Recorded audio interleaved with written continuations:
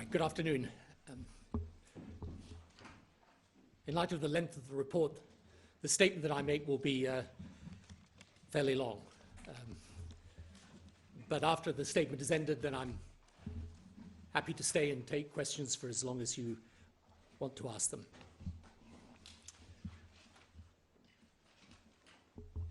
The decision to go to war in Iraq and to remove Saddam Hussein from power in a coalition of over 40 countries led by the United States of America was the hardest, most momentous, most agonizing decision I took in my 10 years as British Prime Minister. For that decision today, I accept full responsibility, without exception and without excuse. I recognize the division felt by many in our country over the war, and in particular, I feel deeply and sincerely, in a way that no words can properly convey, the grief and suffering of those who lost ones they loved in Iraq, whether members of our armed forces, the armed forces of other nations, or Iraqis. The intelligence assessments made at the time of going to war turned out to be wrong. The aftermath turned out to be more hostile, protracted, and bloody than ever we imagined. The coalition planned for one set of ground facts and encountered another. And a nation whose people we wanted to set free and secure from the evil of Saddam became instead victim to sectarian terrorism.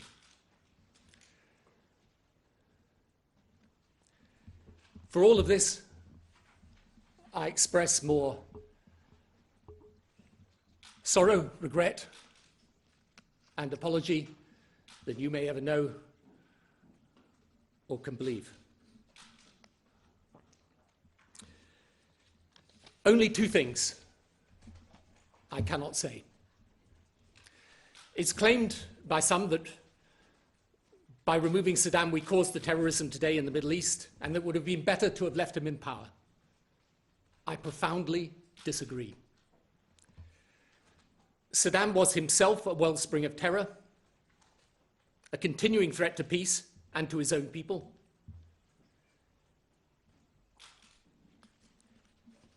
If he'd been left in power in 2003, then I believe he would once again have threatened world peace, and when the Arab revolutions of 2011 began, he would have clung to power with the same deadly consequences that we see in the carnage in Syria today. Whereas at least in Iraq, for all its challenges, we have today a government that is elected, is recognized as internationally legitimate, and is fighting terrorism with the support of the international community. The world was and is, in my judgment, a better place without Saddam Hussein. Secondly, I will never agree that those who died or were injured made their sacrifice in vain. They fought in the defining global security struggle of the 21st century against the terrorism and violence, which the world over destroys lives, divides communities, and their sacrifice should always be remembered with thanksgiving and with honor when that struggle is eventually won, as it will be. I know some of the families cannot and do not accept this is so. I know there are those who can never forget or forgive me for having taken this decision, and who think that I took it dishonestly. As the report makes clear, there were no lies. Parliament and Cabinet were not misled. There was no secret commitment to war Intelligence was not falsified, and the decision was made in good faith. However, I accept that the report makes serious criticisms of the way decisions were taken. And again, I accept full responsibility for these points of criticism, even where I do not fully agree with them.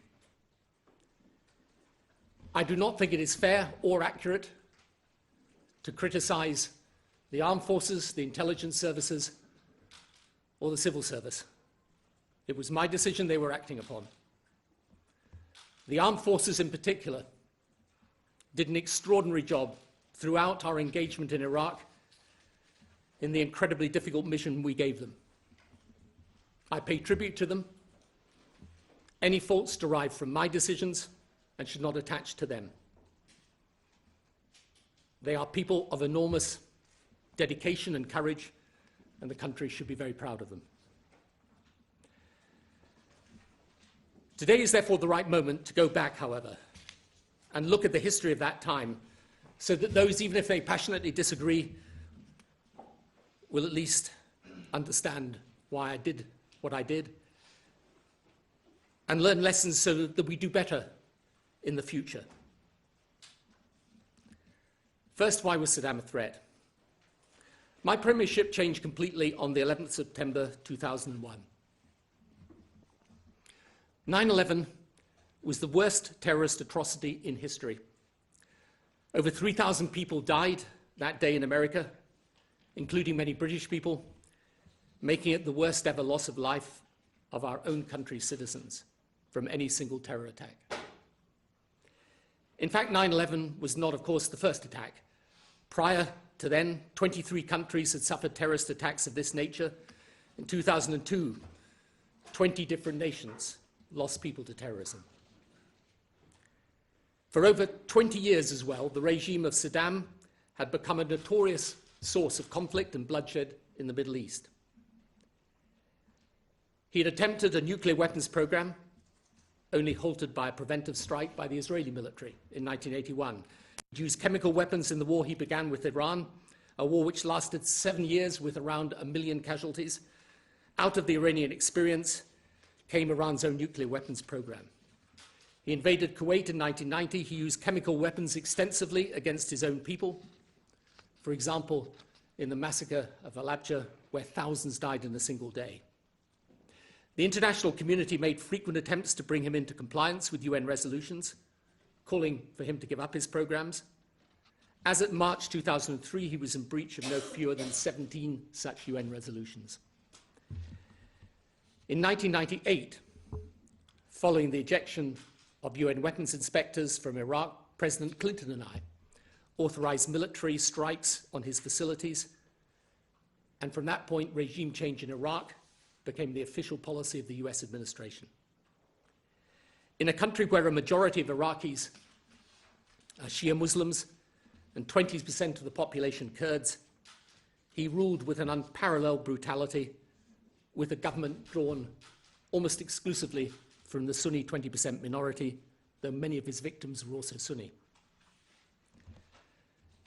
Saddam was not the only developer of weapons of mass destruction. Libya had a program. North Korea was trying to obtain nuclear technology.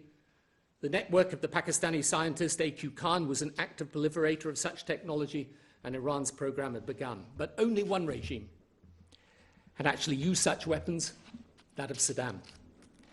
Intelligence, still valid, indicated al-Qaeda wanting to acquire such material, and 9/11 showed that they were prepared to cause mass casualties. So it's important, now that we're here 15 years after 9/11, to recall the atmosphere at that time. America had never suffered such an attack on its own soil before. Its population were devastated. They regarded themselves at war. The Taliban, who had given sanctuary to al-Qaeda, had been removed from power in Afghanistan in November 2001. But the 2002 Bali bombings, in which over 200 victims, mainly Australians, lost their lives, showed the continuing threat. All Western nations were changing their security posture. We were in a new world. and at that time we did not know where the next attack, threat or danger would come from. The fear of the US administration, which I shared, was of the possibility of terrorist groups acquiring, either by accident or by design, chemical weapons, biological weapons, or even a primitive nuclear device. The report accepts that after 9/11, the calculus of risk changed fundamentally. We believed we had to change policy on nations developing such weapons in order to eliminate the possibility of WMD and terrorism coming together.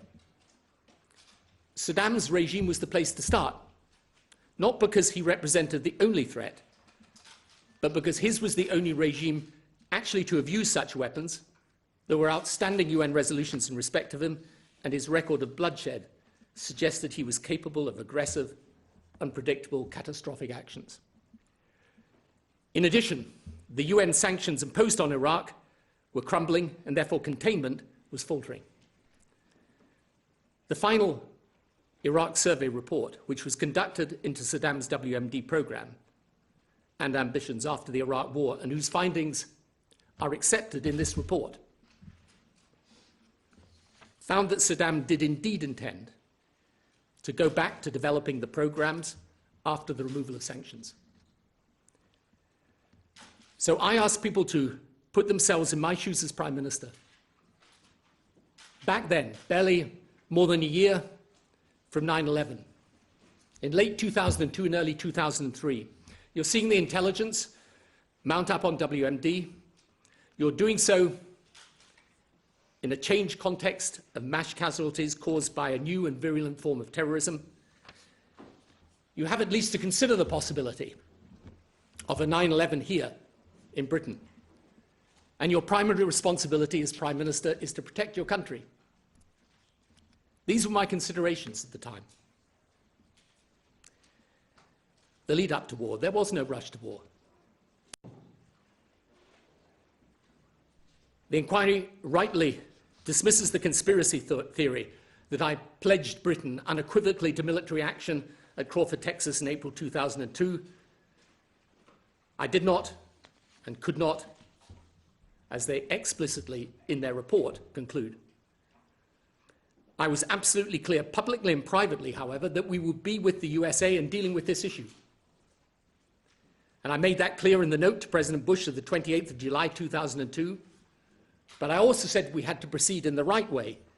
And I set out the conditions necessary, especially that we should then go down the UN route and avoid precipitate action, as indeed the inquiry report finds. So, as again the inquiry finds, I persuaded a reluctant American administration to take the issue back to the UN. This resulted in the November 2002 UN resolution 1441, giving Saddam, I quote, a final opportunity to come into, I quote, full and immediate compliance with UN resolutions and to cooperate fully with UN inspectors. Any non-compliance was defined as a material breach. Finally, and only under threat of military action, Saddam permitted inspectors to return. But his cooperation was neither full nor immediate. See the report of the inspectors to the UN in January 2003 and that of the 7th of March 2003, again referred to in the body of the report. However, by then, there was substantial disagreement in the UN Security Council. America wanted action. President Putin and the leadership of France did not. In a final attempt to bridge the division, I agreed with the inspectors a set of 6 tests based on Saddam's non-compliance, with which he had to comply immediately, which included things like interviews with those responsible for his program, and which up to then had been refused, except in country where obviously these people would be subject to intimidation. So these 6 tests were drawn up in a resolution accompanied by an ultimatum. The non-compliance would result in military action. So again, I had secured American agreement to a new resolution, setting tests, which, if he had passed, would have avoided military action. But the United States understandably insisted that in the event of continued failure, the UN had to be clear that action would follow. And this was the approach rejected by Saddam. The Americans in the UK and other partners from over 40 nations had assembled a force in the Gulf ready for military action. President Bush made it clear he was going to act. The British government, under my leadership, chose to be part of that action, a decision endorsed by Parliament, with the leaders of the opposition being given access to exactly the same intelligence and advice presented to me. Now, the inquiry finds that as at the 18th of March, war was not, and I quote, the last resort. But given the impasse at the UN and the insistence of the United States for reasons I completely understood, and with hundreds of thousands of troops in theatre which could not be kept there indefinitely, it was the last moment of decision for us, as the report indeed accepts. By then, the US was going to war and to move with us or without us. Now, the inquiry finds that going to war without a majority of the UN Security Council in agreement undermined the authority of the UN. The reality is that we, Britain, had continually tried to act with the authority of the UN. I successfully convinced the Americans to go back to the UN in November 2002, as I said, and after the initial conflict, it was again Britain which put UN authority back in place for the aftermath, so that from June 2003, British troops were in Iraq with full UN authority. However, as at the 18th of March, there was gridlock at the UN. In Resolution 1441, it had been agreed to give Saddam one final opportunity to comply. It was accepted he had not done so. In that case, according to 1441, action should have followed. It didn't, because by then, politically, there was an impasse. I say the undermining of the UN was in fact the refusal to follow through on 1441. And with the subsequent statement from President Putin and the President of France that they would veto any new resolution authorizing action in the event of non-compliance, it was clearly not possible to get a majority of the UN to agree a new resolution. As the then President of Chile explained, there was no point since any decision by a majority would be vetoed. So, on the 18th of March, and this is the vital thing to understand, given especially what Sir John said this morning, we had come to the point of binary decision. Right to remove Saddam or not, with America or not. The report itself says this was a stark choice, and it was. Now, the inquiry claims that military action was not a last resort, though it also says it might have been necessary later. With respect, I didn't have the option of that delay. I had to decide. I thought of Saddam, his record, the character of his regime. I thought of our alliance with America, and it's important to us in the post-9/11 world, and I weighed it carefully. I took this decision with the heaviest of hearts. I had already, as the inquiry finds, consulted our armed forces and received their commitment to be part of it and their view that we should be part of it. If you read my private notes to President Bush from March 2002 onwards, you will see my caution, my recognition this was not like Kosovo or Afghanistan, and my desire to do this, if at all, peacefully. But as of the 17th of March 2003, there was no middle way. No further time for deliberation, no room for more negotiation. A decision had to be taken, and it was mine to take as Prime Minister. I took it.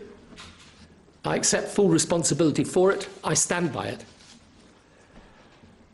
I only ask with humility that the British people accept that I took this decision because I believed it was the right thing to do based on the information that I had and the threats I perceived. And that my duty as Prime Minister at that moment in time in 2003 was to do what I thought was right, however imperfect the situation or indeed the process. At moments of crisis such as this, It's the profound obligation of the person leading the government of our country to take responsibility and to decide. Not to hide behind politics, expediency, or even emotion, but to recognize that it is a privilege above all others to lead this nation, but the accompaniment of that privilege, when the interests of our nation are so supremely and plainly at stake, is to lead and not to shy away, to decide and not to avoid decision, to discharge that responsibility and not to duck it. Neither history nor the fierce and raucous conduct of modern politics, with all its love of conspiracy theories and its willingness and addiction to believing the worst of everyone, should falsify my motive in this. I knew it was not a popular decision. I knew what its cost might be politically, though that shrinks into complete insignificance beside the human cost. I did it because I thought it was right, and because I thought the human cost of inaction, of leaving Saddam in power, would be greater for us and for the world in the longer term. So the action commenced on the 18th of March. In less than 2 months, American and British armed forces and those of other nations successfully deposed Saddam.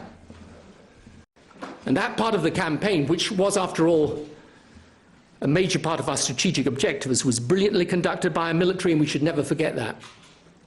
In June 2003, a UN resolution was agreed putting the coalition forces in charge of helping the country to a new constitution with UN support and under a UN mandate. In August 2003, the UN mission had to withdraw, however, following the bombing of the UN headquarters in Baghdad by al-Qaeda. And in 2004, the country slid into chaos and instability, especially following the al-Qaeda bombing of the Samarra Shia mosque. A state of near civil war continued until the surge of American forces began in 2007, which restored the country to relative calm. In 2010, a largely peaceful election in which the party with the most votes was a non-sectarian coalition was held. And in 2010, al-Qaeda in Iraq was effectively defeated. In 2011, the Arab Spring began. The remnant of AQ Iraq left for Syria, built its base in Raqqa, and then came back over the border into Iraq, renamed as ISIS, and helped by the sectarian nature of the Maliki government, exploited the situation in Iraq and created what we see today. We should never forget that as a result of the removal of Saddam in 2003, Libya agreed to yield up its nuclear and chemical weapons program. This led to the complete destruction of a program under international inspection, which turned out to be much more advanced than we knew, which, had it remained in the hands of Gaddafi, would have itself posed a serious threat. The AQ network was shut down. I come to our alliance with America. Whilst the inquiry accepted that it was my prerogative as Prime Minister to decide to be with the United States in military action, the inquiry questions whether this was really necessary and the importance I attach to the alliance. 9/11 was an event like no other in US history. I considered it an attack on all the free world. I believed that Britain, as America's strongest ally, should be with them in tackling this new and unprecedented security challenge. I believed it important that America was not alone, but part of a wider coalition. In the end, even a majority of European Union nations supported action in Iraq. I do not believe that we would have had that coalition, or indeed persuaded the Bush administration to go down the UN path, without our commitment to be alongside them in this fight. Throughout my time as Prime Minister, first with the Clinton administration and then with the Bush one, Britain was recognized as the United States' foremost ally. It served us well in Kosovo and allowed us to protect more innocent people than we could have alone. We were America's core partner in the post-9/11 world, and I believe that was right. I believe there are two essential pillars to British foreign policy: our alliance with the United States and our partnership in Europe, and we should keep both strong as a vital national interest. Now, people can disagree with that, but that was my judgment as Prime Minister. I come to Saddam and weapons of mass destruction. For more than half a decade, I've always apologized for the inaccurate intelligence, in particular for the intelligence that Saddam had a stockpile of chemical weapons. The inquiry endorses the findings of both the Hutton inquiry and the Butler inquiry that there is no evidence that intelligence was improperly included in the September 2002 dossier, or that number 10 improperly influenced the text. But though it makes no finding of impropriety, it finds that the intelligence had not established beyond doubt that Saddam possessed WMD. I only ask that people read the reports given to me, first in March 2002 and then in September 2002, and on many other occasions, for example, in the note written by my senior advisor days before military action. In hindsight, we may know that some of this information was not correct, but I had to act on the information I had at the time. I would point out two other things. First, that virtually every intelligence agency had reached the same conclusion, and for very good reasons. Saddam's previous use of weapons, his complete disregard for the mass destruction of human life, and the eviction of UN inspectors in 1998. Secondly, it is essential to consider the findings of the Iraq Survey Group, conducted by a leading UN weapons inspector with 1,400 people in his team. This was done after the war, in 2004, on the basis of interviews, including with Saddam himself and his leading officials. The very interviews denied the inspectors in 2003. It's right to read that report, because it is authoritative. The inquiry itself calls it significant. But with respect to them, they never explain its significance. The survey group finds that Saddam's priority in the late 1990s and in 2001 to 2003 was to get sanctions lifted. But once they were lifted, they find it was his intent to reconstitute his program, since he believed it to be essential to his personal and political survival. Above all, this survey group report finds that he intended to go back to a nuclear program, fearing the Iranian development of nuclear weapons, and that he kept his teams and capability to develop those and chemical weapons once sanctions were removed. Now, of course, we can never know whether he would have done this.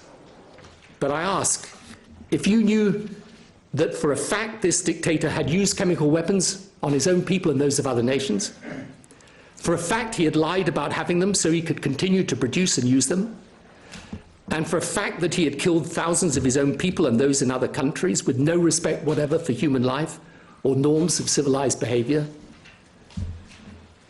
would you have wanted to take that risk of leaving him in place, or would you wanted to eliminate it? Saddam, in my view, was going to pose a threat for as long as he was in power. Now, the planning and the aftermath. The inquiry makes several criticisms of the planning process for the aftermath of the invasion. I accept that, especially in hindsight, we should have approached the situation differently. These criticisms are significant. They include failures to seek assurances of better planning from the American side, which I accept, should have been sought. The failures in American planning are well documented and accepted. I do note, nonetheless, that the inquiry fairly and honestly admit that they have not, even after this passage of time, been able to identify alternative approaches which would have guaranteed greater success. And this, I would suggest, is for the very simple reason that the terrorism we faced and did not expect would have been difficult in any circumstances to counter. This is the lesson we learn from other conflict zones, especially Libya, Syria, Yemen, but others also. Our planning proceeded on the basis of those risks of which we were principally warned, namely the possibility of a humanitarian disaster, the use of WMD by Saddam, resistance from the regime, and the challenges of reconstruction. In the event, though the report does not deal with this in detail, The real problems were those caused by terrorism and from quarters we did not expect. Al-Qaeda, whose attacks on the UN, on reconstruction, on the Shia population, tipped the country to the brink of civil war in 2004 to 2006. IED attacks and other acts of terrorism from the Shia militia, supported by Iran. The inquiry does find that there were warnings about sectarian fighting and bloodletting. I accept that. But I would point out that nowhere were these highlighted as the main risk, and in any event, what we faced was not the anticipated internal bloodletting, but an all-out insurgency stimulated by external arms and money. We also now know that the Assad regime in Syria was deliberately sending terrorists across the border to cause terror and instability. And this had a major impact on the coalition's ability to make progress in the country. In short, we ended up fighting exactly the same elements that we're fighting everywhere in the world today from the same origins: Shia extremism on the one hand and Sunni extremism on the other. The consequence was that as we were trying to rehabilitate the country, those elements were trying to wreck our efforts by sectarian violence, and that is what we did not foresee. The inquiry finds that in particular in January 2003 there were no full options papers presented to Cabinet. I note that Cabinet alone debated Iraq 26 times in the run-up to conflict. There were 28 meetings of the ad hoc committee with relevant ministers present. However, I accept I could have and should have insisted on the presentation of a formal options paper to Cabinet. I come to the legality. The report does not make a finding on the legal judgment of the then Attorney General. There are very good reasons for not disputing it. The whole negotiating history of Resolution 1441 in the UN made it clear that the US and the UK had always refused language that obliged a second resolution. The defining of the obligations of Iraq and the agreement that failure fully and immediately to comply was a material breach was a reasonable basis for action. The advice of the Attorney General was in line with that of other law officers in other nations and distinguished legal experts, though I fully acknowledge and respect that others took a different view. Where the politics is hotly contested, the law will be also. I understand why the inquiry finds that the process of coming to the legal opinion was far from satisfactory, but it does not alter the legal conclusion. It was after the detailed meetings the Attorney General had with US and UK officials explaining the negotiating history of 1441 that he came to the view that it was not necessary for a second resolution. On the 27th of February, he gave that view orally. On the 7th of March, he provided that advice in writing. I accept in retrospect it would have been better to have provided the full written advice to Cabinet, that this was not the legal precedent and in any event was not requested by the Cabinet. I accept there is a case for providing it to Parliament. But none of these matters of process alter the fact that his advice in the end was clear and is not challenged by the inquiry. Inquiry at one point says there was no indication of why I gave my view to the Attorney General that Saddam, as at the 13th of March 2003, was a material breach of 1441. As the Attorney General has explained, my view was not legally necessary since 1441 had determined what constituted a breach. But nonetheless, he sought my confirmation of what I thought. Saddam was accepted by everyone, including the inspectors, not to be fully complying. He had a long history of deception. The whole basis of my 6 tests was to address the failure to comply. Indeed, intelligence that is still considered valid shows Saddam at the time in breach of UN resolutions instructing his officials to remove any evidence of WMD or programs for its development. The issue was rather whether, despite the breach, he should be given more time. I accept, of course, it is better politically if the Security Council makes such a determination. But by then, given the position in the Security Council with a fundamental disagreement, it was clear there would be no agreement, irrespective of the circumstances. I come to this important point: is the world safer or less safe as a result of the removal of Saddam in 2003? The report never deals with this issue in specific terms.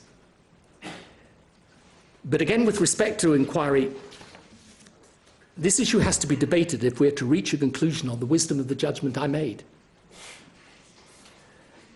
I ask that fair-minded people at least consider the following. If we had withdrawn the threat of action in 2003 and pulled back our forces, we would have found it almost impossible to reassemble those forces in that number. Now, Sir John says today that it might have been necessary to take military action later. He accepts that. But I don't see how we would have reassembled that force. Sanctions would have swiftly eroded. Over time, I would suggest, it would have been hard to have kept an invasive process of inspection in place. So Saddam would have remained and immensely politically strengthened.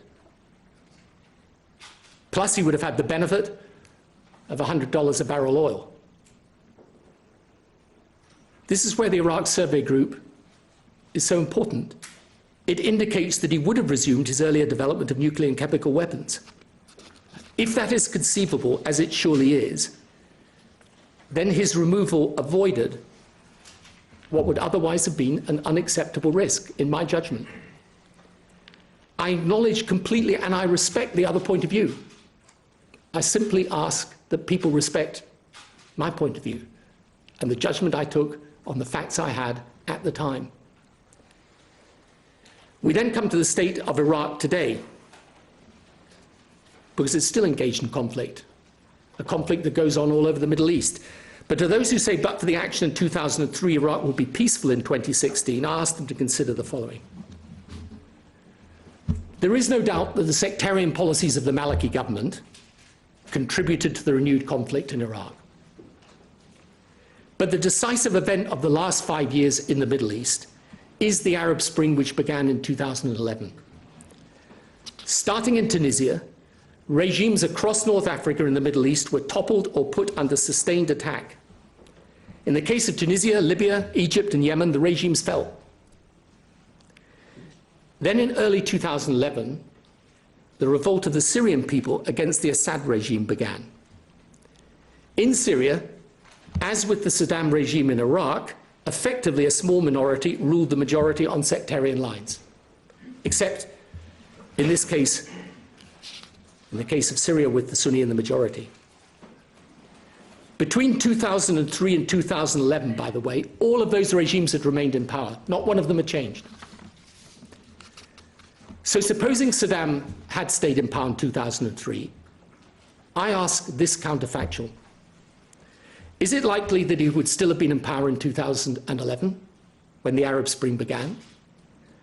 Is it likely that the Iraqi people would have joined the Arab Spring when all the countries were part of it, and this was the most tyrannical regime of any of them, with the vast majority of people excluded from power?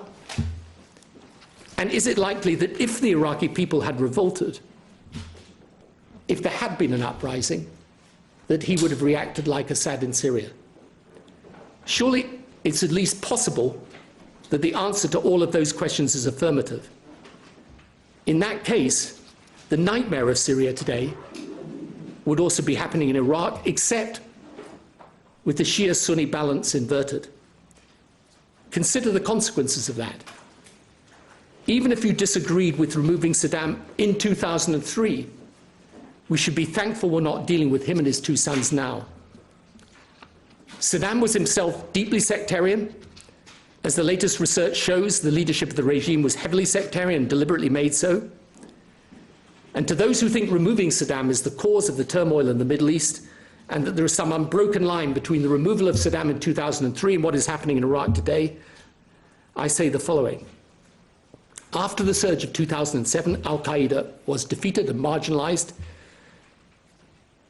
In 2010, Iraq was relatively stable. It was in Syria. After the Arab Spring, when AQ became ISIS, headquartered in Raqqa, Syria, where we failed to intervene, Syria, the very opposite of the policy of intervention, where more people have died than in the whole of Iraq, with the worst refugee crisis since World War II, and with no agreement as to the future. At least for all the challenges in Iraq today, there is a government actually fighting the terrorism and doing so with Western support, internationally recognized, including by Saudi Arabia and Iran, as the legitimate government, and with a Prime Minister welcome in the White House and in capitals across the globe. None of this excuses the mistakes we made. None of this excuses the failures. for which, I repeat, I take full responsibility and apologize. But it shows that in the uncertain and dangerous world we live in, all decisions are difficult. Each has consequences predicted and unpredicted. And the only thing a decision maker can do is to take those decisions on the basis of what they genuinely believe to be right, and that is what I did. On the final passage, I will draw a few lessons from this conflict and then conclude, and then take your questions for as long as you wish to ask them. So I was the Prime Minister in the period after 9/11 and through Iraq and Afghanistan. Since then, I've spent the bulk of my time in the Middle East and studied the origins and character of Islamist extremism.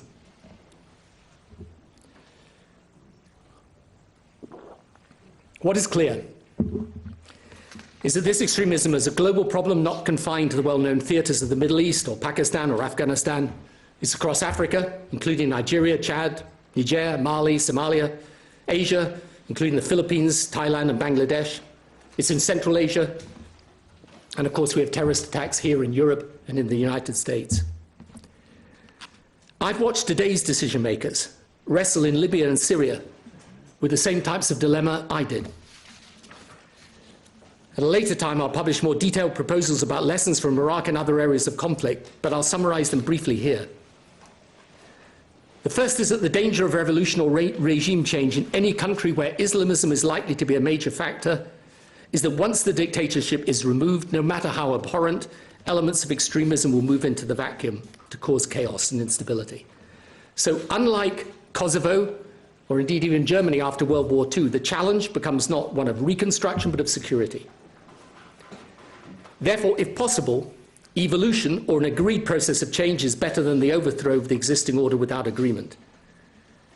That is why when the Arab Spring began, it would have been better to have tried to agree processes of transition in Libya and Syria so as to control the aftermath and make change without destroying stability. It would be sensible now as a precaution to invest in nation building in those parts of the world where we're plainly over time at risk of failed states collapsing and leading to further centres of extremism. Certain states in Africa are a clear example. Some parts of development aid should be devoted to this.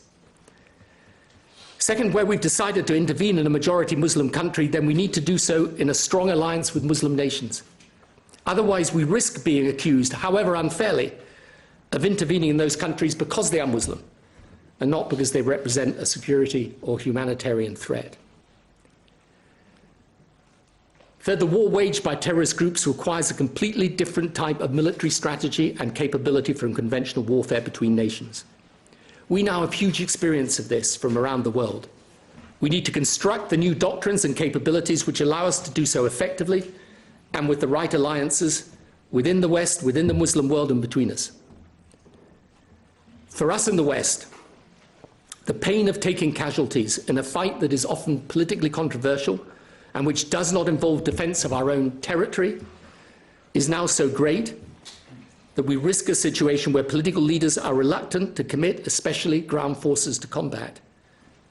On the other hand, Western forces, particularly those of the United States and UK, have the most experience and the highest level of capability.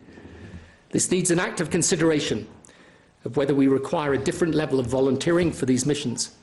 Otherwise, we're fighting without the best available forces to do the work. And for the UK, we have to have an active debate, including with our armed forces, about our desired levels of participation in such missions. Given that we will always be a partner, and in the case of the USA, a junior partner in terms of assets and capacity. Fourth, we can all agree in principle the UN is the right body to decide issues of international policy, including the justification for the use of force. But the reality is the UN is gridlocked effectively with Russia and USA regularly on different sides on similar issues. How can the UN be reformed? How can a clearer set of rules be agreed with a greater measure of objectivity? Fifth, we must understand the true nature of the threat we face. It is Islamist extremism and its ideology, and we need urgently to put in place a unified, comprehensive strategy to defeat it. This should be a combination of hard and soft power, including a global commitment on education to reform education systems, the encouragement of modern-minded and reformist clerics within Islam, and an effective countering of the propaganda of the extremists. And then we need an honest debate in the West about our own values and level of commitment to them. The West has a big decision to take. Does it believe it has a strategic interest in the outcome of the struggle in the Middle East and elsewhere around these issues of Islamist extremism? And if so, what level of commitment is it prepared to make to shape the outcome? My view is obviously that it does have such an interest and should make the necessary commitment. So in conclusion, many will find it impossible to reconcile themselves to the decision to remove Saddam or my motives in taking it. But it is vital we do not continue to allow controversy over Iraq to obscure what are real contemporary threats to world security, which reflect absolutely the difficulties we actually encountered in Iraq. This extremism menaces so many nations, those who were with us in Iraq and those who opposed Iraq, those who have an aggressive foreign policy and those who have a Pacific one, developed and developing nations, north and south, wealthy and poor. This is the scourge of our time. It's the challenge of our generation. It requires us to act bravely, even when imperfectly. At some point, we will reach for and achieve the unified, comprehensive foreign and defence policy that can defeat it. Iraq will be a chapter in this struggle and an important one. But it wasn't the first, and it won't be the last. I want to thank Sir John and his team for the report, for the time and care it's taken. I also want this day to pay tribute to Sir Martin Gilbert, who so tragically passed away before the report was concluded. We can't make decisions with the benefit of hindsight, but we can and we should learn from our experience and from the mistakes that were made. I hope future leaders can learn from those that I made, so that our determination in confronting terrorism and violence is not less, but our ability to do so effectively is much greater. The decisions I made, I have carried with me for 13 years, and will do so for the rest of my days.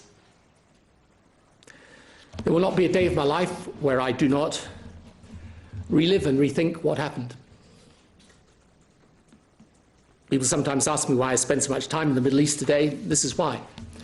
It's why I work on Middle East peace, on the dialogue between faiths, on how we can prevent young people growing up with hatred in their hearts towards those who look, think, or believe differently from them.